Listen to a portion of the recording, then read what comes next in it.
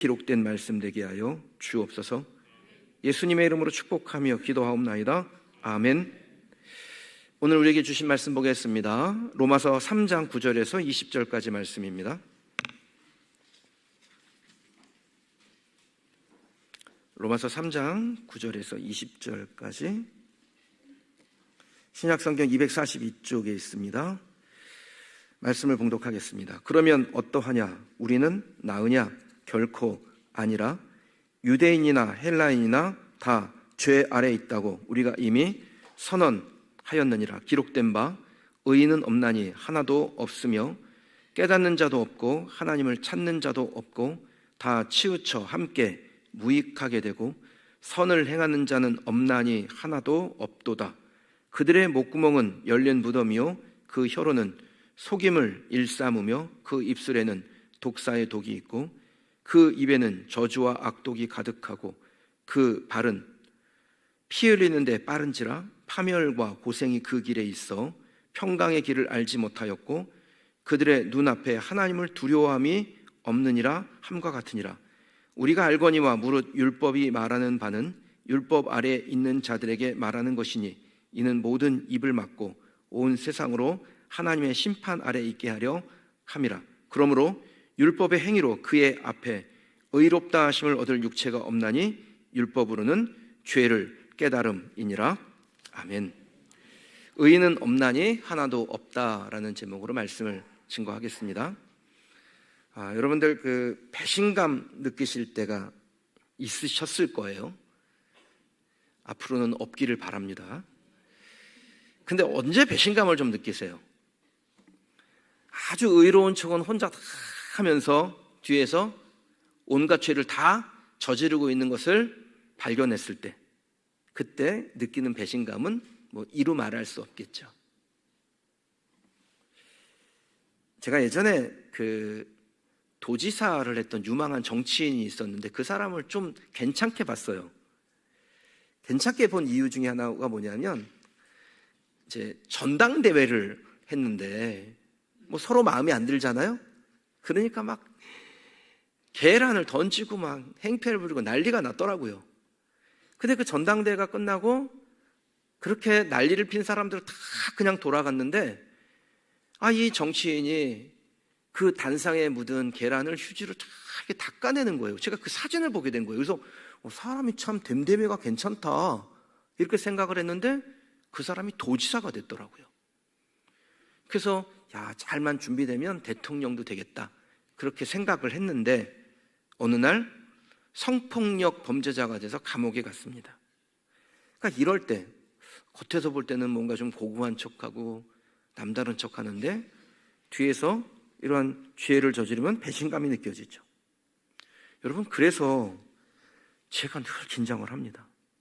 여기에 있는 모든 분들을 통틀어서 저처럼 혼자 잘난 척하는 사람이 어디 있어요? 맨날 여러분한테 똑바로 사세요, 신앙 바르게 하세요, 바른 삶을 사세요 그렇게 하는데 제가 그렇게 살지 못할 때 여러분이 실망을 할까 봐 그게 제게 늘 부담이 됩니다. 제가 그 마음 가지고 있으니까 여러분 저에게 감사합니다라고 인사를 하실 때 꼭 잘 기록해서 보내세요. 목사님들 감사합니다 그러다가 짝대기 하나 없어가지고 늘 감시합니다 그러면 더 부담스러우니까 한다고는 하지만 제가 저를 가장 잘 알잖아요. 제가 얼마나 연약한 존재인지를 제 자신이 제일 잘 압니다. 제가 가깝게 지낸 목사님 우리 교회도 한번 오셨는데요.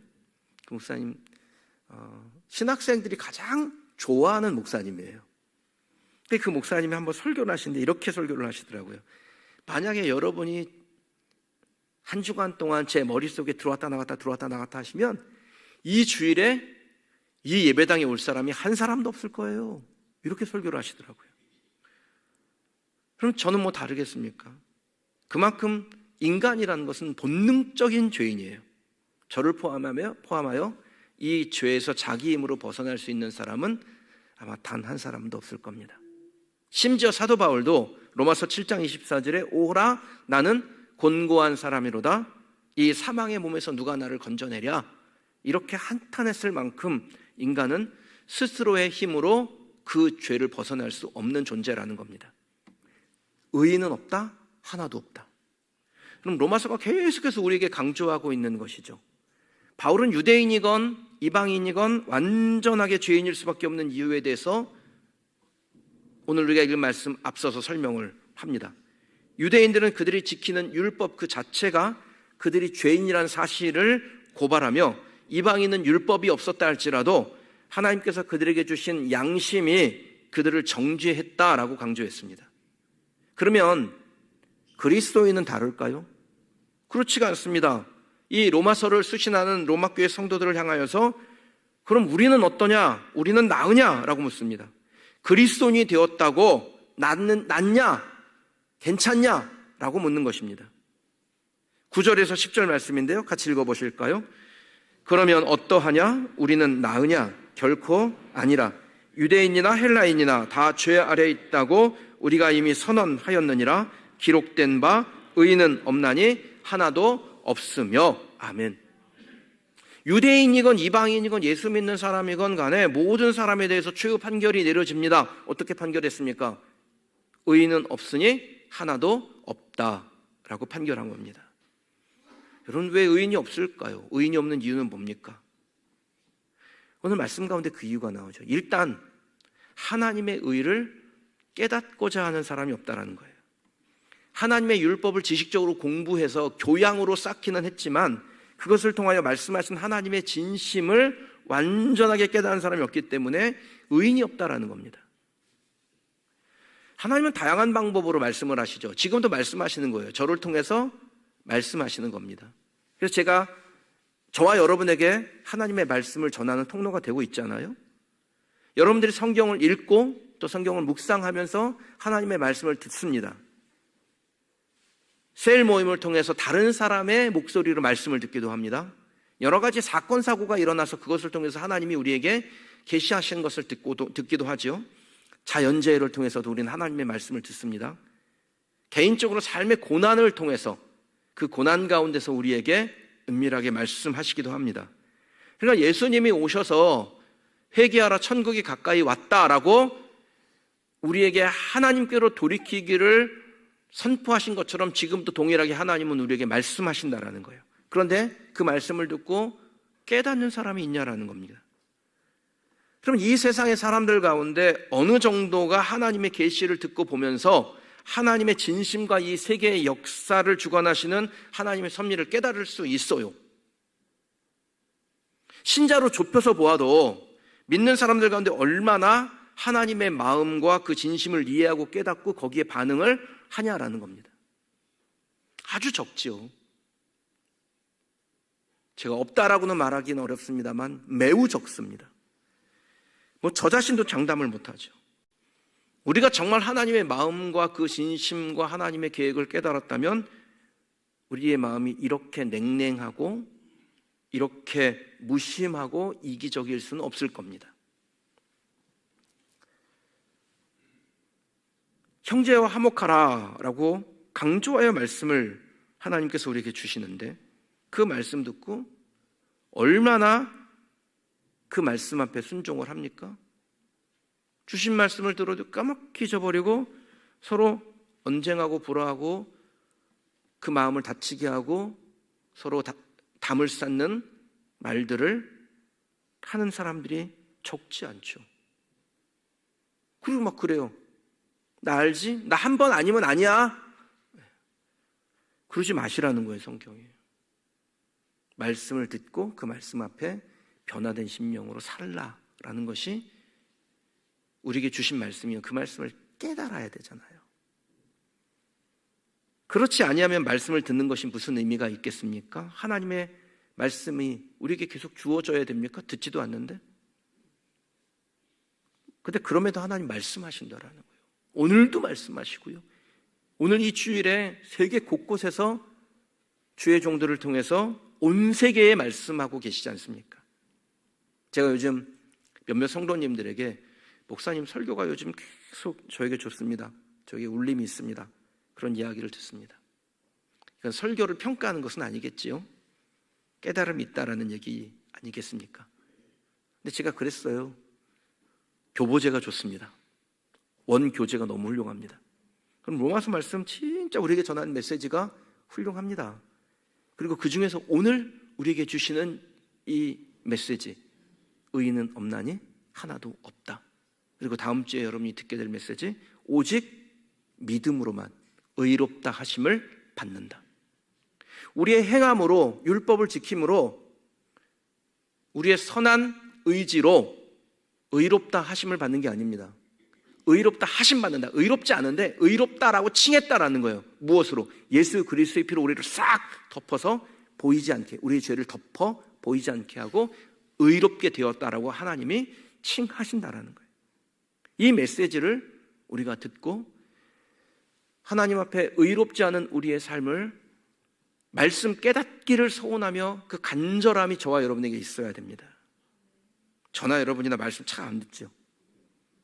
제가 여기서 보면요, 대표 기도하러 오신 분들이 한결같이 하시는 그 기도가 뭐냐면, 하나님의 은혜를 받고 말씀대로 살아야 되는데 한 주간 동안 그리하지 못하였습니다.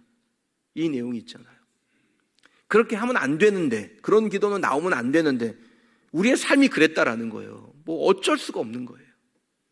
깨달음이 적어요. 그럼에도 계속해서 말씀하시는 하나님의 음성 앞에 그 깨달음을 구하는 간절함이 저와 여러분에게 있기를 주님의 이름으로 축원합니다. 완전하지 않아도 괜찮아요. 말씀을 깨닫고 열매 맺고자 하는 그 간절함을 우리의 내면과 외면에 만들어가는 성도가 되시기를 주님의 이름으로 축원합니다. 마태복음 13장 19절 말씀이에요. 천국 말씀을 듣고 깨닫지 못할 때는 악한 자가 와서 그 마음에 뿌려진 것을 빼앗느니라, 이렇게 말씀합니다. 그러니까 말씀을 우리에게 주셨는데 우리가 그 말씀을 깨닫지 못하면, 깨달으면 천국인데요, 근데 깨닫지 못하면 어떻게 돼요? 마귀가 그것을 빼앗아 가서 우리의 삶을 천국으로 만들지 않는다라는 거예요. 말씀이 내 안에 뿌리내리고 열매를 맺는 것, 그것이 깨닫는 것이죠. 그냥 지식적으로 아는 것, 그 깨달음 아닙니다. 저는 그거를 성경으로 교양을 쌓는다라고 표현을 합니다. 깨닫는다라는 것은 지식적으로 아는 것이 아니라 하나님의 말씀이 내 삶에서 실제적인 경험이 되는 겁니다. 그게 말씀을 깨닫는 거예요. 그럼 지금 참 간증이 부족한 시대예요. 예전에는 하나님의 말씀을 깨닫고 그 말씀대로 막 살아서 뭔가 놀라운 변화들을 일으킨 사람들이 많았는데, 그 간증이 부족한 시대가 된 것 같습니다. 간증이란 게 뭡니까? 말씀을 듣고 그 말씀을 깨닫고 말씀대로 살아서 자기 삶의 열매를 만드는 거지 않습니까? 그것을 깨달음이라고 하죠. 그러니까 말씀을 듣고 그것을 깨달아서 그대로 살아보았을 때 그것이 축복의 간증이 되는데 그것이 약해졌다라는 거예요. 그런데 이때 저와 여러분은 삶의 간증이 있는 성도들이 되시기를 주님의 이름으로 축원합니다. 교회 생활은 오랜데 익숙함에 젖어서 말씀을 지식과 교양의 수준에 머물게 한다면 그건 신앙적으로 불행한 일이잖아요. 제가 우리 교회를 브로셔를 하나 가지고 왔는데요, 이 브로셔에 여러분 나가시면서 보실 수 있어요. 헌금 봉투 꽂아 있는 그 칸에 여기 계속 놓여 있었습니다. 근데 이 브로셔에 뭐라고 되어 있냐면, 스토리가 있는 교회, 스토리를 만드는 교회라고 되어 있습니다. 스토리, 살아계신 하나님의 말씀을 듣고 행하여 깨닫는 삶의 간증이 있는, 그리고 그 간증의 열매를 계속해서 만들어가는 성도, 그리고 교회가 저와 여러분 되고 우리 교회가 되어야 해요. 너무 부담을 줘가지고 목사님이 왜 자꾸 로마서는 왜 계속 하신대? 막 이러지 마시고, 저와 여러분들이 최선을 다해서 간절함으로 말씀을 깨닫고자 노력하는 성도가 되시기를 주님의 이름으로 축원합니다. 말씀을 듣고 깨닫는 사람의 삶은 어떻게 될까요? 마태복음 13장 23절이에요. 좋은 땅에 뿌려졌다는 것은 말씀을 듣고 깨닫는 자니 결실하여 어떤 것은 100배, 어떤 것은 60배, 어떤 것은 30배가 되느니라 하시더라. 아멘. 그럼 깨닫는 사람은 무엇을 합니까? 결실하죠. 결실의 정도가 어떻게 되나요? 오늘 성경에 뭐라고 표현되어 있습니까? 최대 100배예요. 이 100배를 퍼센트로 바꾸면 몇 퍼센트인 줄 아세요? 제가 산수 좀 해드릴게요. 1배가 늘어나면 그것을 100%가 성장했다고 합니다. 10배가 늘어나면요 1000%가 늘어난 거예요. 그럼 100배가 늘었다는 건 뭡니까? 1000%의 변화와 성장을 하게 된 겁니다. 그러니까 하나님이 이 정도로 우리를 기대하신다라는 겁니다. 우리의 삶의 변화와 성장과 하나님의 그 능력의 결실이 맺혀질 때 그냥 조금 맺혀지는 거, 그런 거 말고요, 완전히 우리의 삶의 변화가 일어나는 것처럼 보이는 그 변화의 열매가 드러나는 1000%로 성장과 변화가 일어나는 사람이 되는 것을 하나님이 기대하시는 거예요. 그런 여러분이 말씀대로 말씀처럼 말씀으로 이루어진 축복의 간증들을 많이 만드는 것은 여러분 자신에게도 유익이지만 응원하고 기대하는 하나님의 기쁨 아니겠어요? 하나님의 기쁨 되시고 여러분 자신에게도 영적으로 뿌듯해지고, 그건 우리의 의가 아니죠. 하나님을 기쁘시게 하는 선물을 준비한 것이니까 저와 여러분에게 그와 같은 결실이 있어서 하나님 기쁘시게 여러분 자신이 영적으로 뿌듯한 인생이 되시기를 주님의 이름으로 축원합니다. 바울이 의인이 없다라고 한 이유가 무엇일까요? 먼저는 깨닫는 사람이 없어서 그렇고요, 그 다음에는 하나님을 찾는 사람이 없어서 그렇습니다. 하나님을 찾는 사람이 없어서 의인이 없다. 여러분, 이 문장을 들을 때 회의감이 들고 또 실망감이 듭니까? 저는 생각의 틀을 조금 바꾸었습니다. 하나님을 찾는 사람이 없어서 의인이 없다면 하나님을 찾는 사람이 되면 의롭게 된다, 이 말씀 아닌가요? 저는 하나님을 찾겠습니다. 여러분들도 하나님을 찾으시기 바랍니다. 교회가요, 뭐 이런저런 세상의 방식들을 교회에 도입해서 유익하게 할 수 있어요. 교회에서 카페도 할 수 있어요. 교회에서 뭐 상담소를 열 수도 있어요. 문화센터 열어도 됩니다. 그런데 그것들이 하나님을 찾는 것, 우리의 온 마음을 다한 예배보다 우선일 수는 없지요.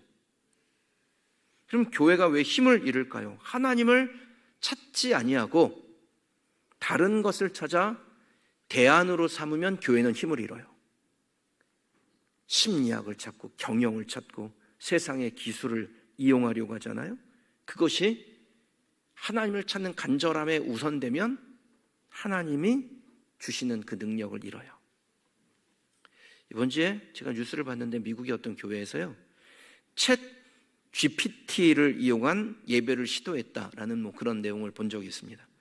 챗 GPT 들어는 보셨죠? 요즘 막 신문에 많이 나오잖아요. 한마디로 말하면 대화형 인공지능 서비스를 그 해당 분야에 도입하는 것입니다. 그 예배에 도입해서 어떻게 하냐면 찬양 인도자가 너무 영화배우같이 멋있는 찬양 인도자가 가상으로 만들어져요. 그래서 예배를 쫙 인도하는 겁니다. 찬양팀도요, 얼마나 괜찮은 사람들이 막 정말 멋있는 사람들이 옆에 서가지고 화려한 옷을 입고 막 이렇게 뒤에서 막 빛이 나고 막 이러면서 찬양을 코러스를 하는 거예요. 설교자도 너무 그 뛰어난 신학적인 지식, 지금까지 쌓아오는 모든 지금 지식들이 있을 거 아닙니까? 그 지식들을 인공지능화시켜서 그것으로 또 기가 막히게 멋있게 생긴 사람, 저처럼 키가 180 조금 안 되는 그런 사람 말고 막 그냥 키 190의 모델같이 생긴 사람이 뭐 그냥 그런 사람이 나와가지고 하나님의 말씀을 인공지능으로 축적된 말씀을 기가 막히게 풀어서 설교해요. 이게 챗 GPT를 이용한 예배랍니다. 이런 기술로 앞으로 예배를 드리겠다라고 할 겁니다.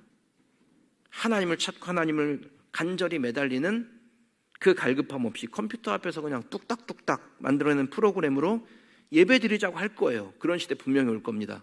속지 마세요. 챗 GPT가 대체할 수 없는 게 있어요. 하나님의 임재예요. 하나님은 컴퓨터 프로그램으로 만들 수가 없어요. 그러니까 우리가 아무리 이 세상의 기술을 도입한다 할지라도 하나님의 임재를 갈급해 하는 간절함이 없잖아요.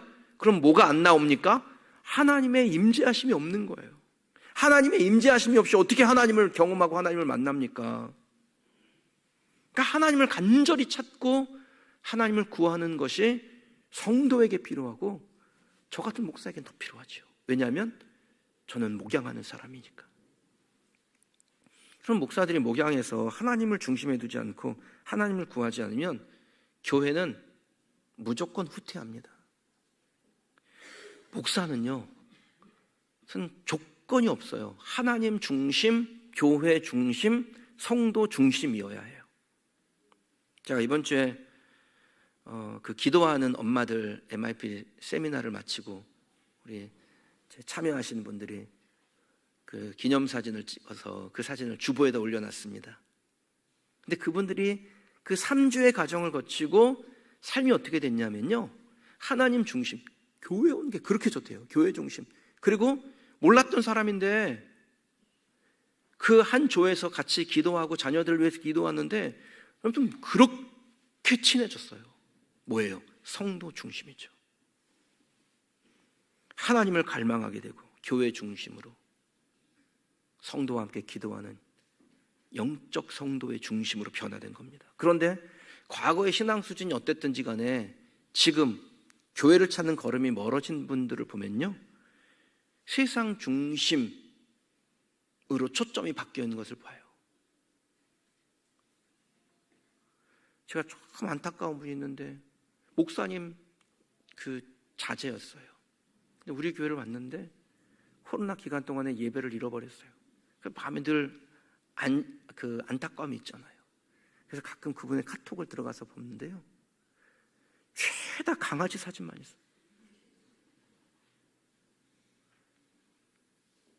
여러분, 여기 강아지 키우신 분들 강아지 예쁜 거 압니다. 저도 보면 예뻐요.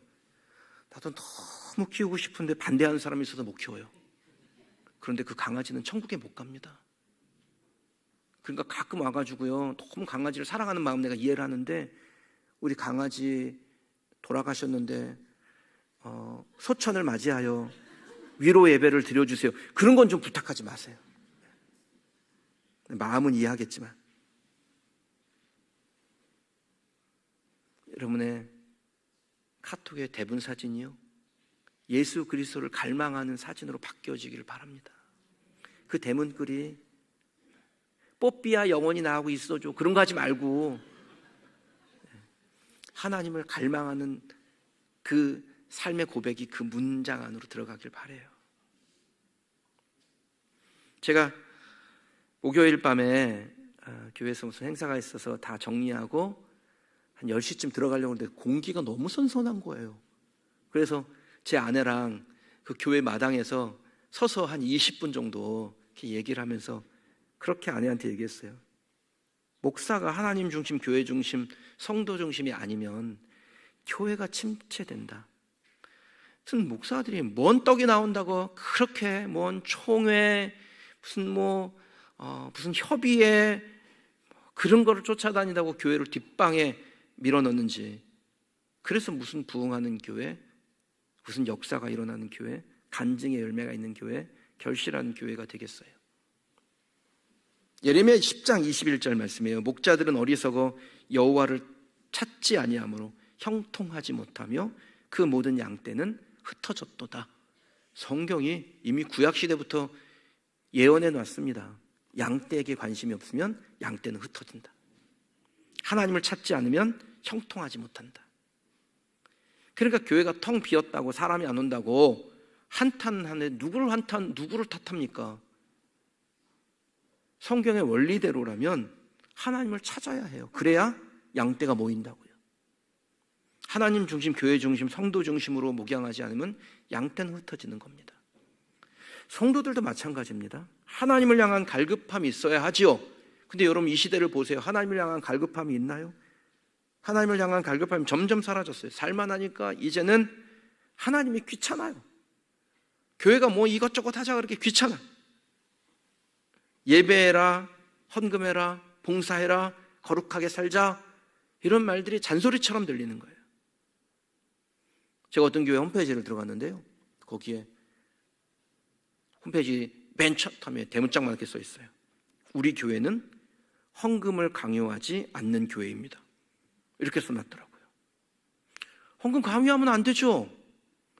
강요해서 낸 헌금은 의미가 없잖아요. 헌금의 기초가 뭡니까? 하나님을 정말 사랑하고 내 감사를 담아서 하나님 앞에 구별된 정한 예물을 드려 하나님을 기쁘시게 하는 것이 헌금의 기초 아닙니까? 차원함.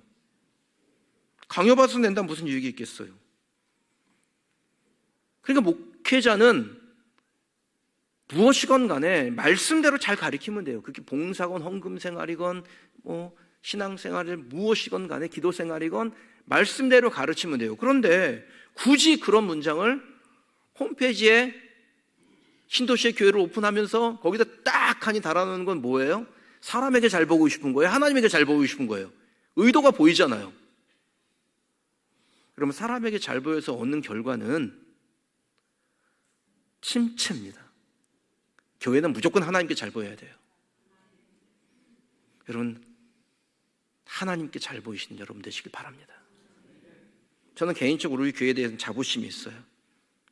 우리 교회는 성도들의 영혼을 살찌우게 하는 교회라고 저는 믿습니다. 그리고 더욱 그렇게 될 겁니다. 왜 그럴까요? 저를 제가 생각할 때, 그리고 우리 장로님들 앞에 쭉 까만색 가운 입고 이렇게 앉아 계신데, 저만 흰색을 입고 와서 내가 되게 죄송했는데 여름이라서 입었더니 좀 그래도 찬양대가 있어서 감사하네요. 쫙 가운 입고 이 예식을 준비하는데 9시에 미리 모여서 오늘 1부 예배, 2부 예배, 3부 예배드린 성도들이 이 성찬을 통해서 하나님의 그 은혜의 통로를 얻기를 같이 기도하는데, 여러분, 이렇게 하나님 중심, 교회 중심, 성도 중심의 리더들이 있으니까 여러분, 우리 교회는 정말 하나님께서 결실하게 하는 교회가 될 줄 믿습니다. 우리 성도님들이요, 이 주일에 관광지 찾지 않고 하나님을 찾는 성도, 교회를 찾는 성도, 성도의 교제를 기뻐하는 성도들이 되니까 우리 교회는 하나님이 결실하게 하실 줄 믿습니다. 시편 34편 10절 말씀이에요. 젊은 사자는 궁핍하여 줄일지라도 여호와를 찾는 자는 모든 좋은 것에 부족함이 없으리로다. 아멘. 그건 하나님께서 하나님을 찾는 사람에게 부족함이 없게 하시겠다 그랬어요. 잠언 8장 17절에 나를 사랑하는 자들이 나의 사랑을 입으며 나를 간절히 찾는 자가 나를 만날 것이니라. 하나님 찾고 하나님을 만나기를 간절히 원하면 그가 하나님의 임재를 경험하는 거예요. 다른 방법은 없습니다. 그런데 지금 하나님을 찾는 사람이 많이 줄었다 그랬잖아요. 그러니까 지금 하나님을 찾아야죠. 얼마나 좋아요? 경쟁률이 떨어져가지고 하나님의 눈에 띄기에 좋다니까요. 지금은 저와 여러분들이 늦기 전에 하나님을 찾고 하나님 주시는 영과 육의 풍요를 누리는 우리 성도들이 되시기를 주님의 이름으로 축원합니다. 마지막으로 바울이 말씀을 듣고 선을 행하는 자가 없기 때문에 의인이 없다라고 말씀하죠. 바울은 우리의 신체를 언급하면서 하나님께서 창조하신 그 몸으로 선을 행하기보다 악을 더 많이 행하는 사람이 되었다라고 지적합니다. 하나님을 찬양하고 또 사람을 살리는 말을 하라고 창조된 우리의 입으로 속이고 욕하고 비방하고 독설을 내뱉기 때문에 의인이 되지 못한다라는 거예요. 바른 복음을 전하는 일에 빨라야 되는데 피를 흘리는 데 빨라서 파멸과 고생으로 향하고 있다, 그렇게 말합니다. 여러분, 진짜 제가 여러분들에게 몇 번 말씀드리잖아요. 우리 교회는 무슨 특별한 프로그램이 있나요? 특별한 프로그램으로 이 교회가 하나님께서 주장하시고 움직이시는 교회가 되는 거 아닙니다. 제자 훈련을 했는데도 그렇게 교인끼리 싸우는 교회 정말 많이 봤어요. 그 얘기는 뭐예요? 제자 훈련 받았다고 변화되는 게 아니에요. 하나님의 말씀을 듣고 깨닫고 결실하고 하나님을 찾고 하나님을 구하고 그리고 우리의 삶의 선의 결과들이 나올 때 그때 하나님의 그 교회와 성도를 통하여 하나님의 일을 행하실 줄 믿습니다. 그래서 제가 우리 성도들에게 늘 드리는 말씀이 뭡니까? 교회는 안 싸우면 부흥합니다. 교회는 안 싸우면 부흥하는 거예요. 우리 교회 누가 싸웠나? 안 싸웠어요. 그러니까 이 얘기를 왜 합니까? 아니 막 싸웠는데 자꾸 내가 싸우면 안 돼 막 긴 얘기를 하면은 나한테 한 소린가 그럴 거 아니에요. 안 싸웠어요. 근데 싸우지 말라고 말씀드린 거예요. 이 좋을 때. 여러분 부부싸움 하지 마세요. 여러분들 부부 사이 좋을 때 이 얘기를 드리는 거예요. 자녀들과의 관계 노엽게 하지 마세요. 자녀들 관계가 좋아서 이 얘기를 드리는 거예요. 저와 여러분들이 하나님의 말씀을 듣고 그것을 선의 열매로 만들기를 노력하고 있으면 하나님께서 우리를 통해서 하나님의 일을 하실 줄 믿습니다. 사랑하는 성도 여러분, 깨닫지도 못하고 하나님을 찾지도 않고 선을 행하지 않는 이유가 뭐라 그랬어요? 18절입니다. 같이 읽어볼게요. 그들의 눈앞에 하나님을 두려워함이 없느니라 함과 같으니라. 아멘.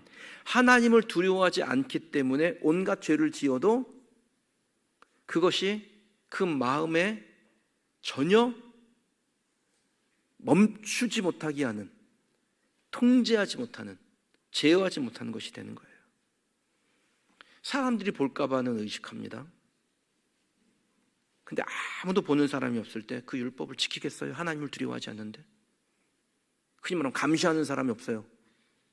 그러면 그 법을 지키겠습니까? 그런데 하나님을 두려워하면 어떻게 돼요? 하나님은 없는 것이 없잖아요.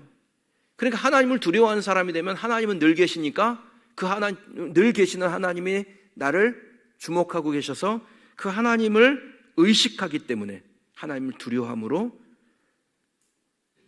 죄를 선택하는 것이 아니라 의를 선택하게 되는 겁니다.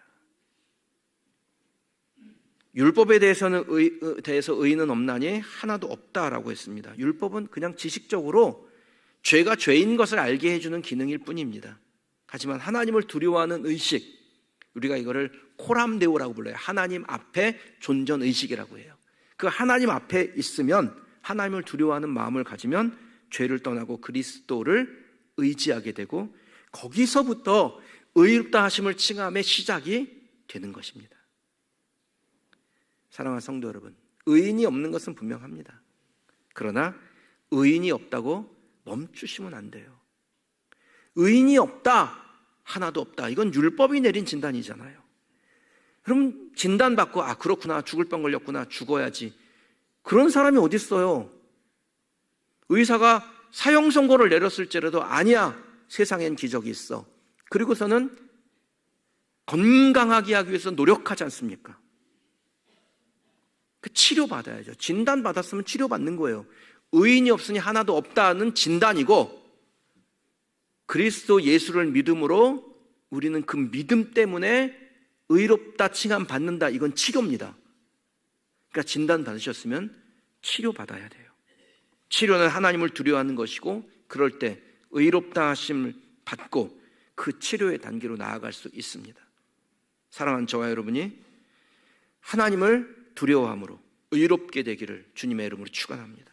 그래서 의로운 자에게 주시는 그 구원과 영생의 복을 누리며 살아가는 우리 그린시티교회 믿음의 가족들 되시기를 주님의 이름으로 축원합니다. 오늘 그 마음으로 이 성찬 가운데 참여하십시다. 하나님께서 우리에게 하나님의 구원의 은총이 무엇인지를 알게 하는 예식으로 우리에게 주셨습니다. 이 예식이 저와 여러분들의 삶에 하나님과의 사랑을 깨닫게 하며 그리스도와 연합하게 하는 그런 거룩한 은혜의 방편이 될 줄 믿습니다. 찬송 149장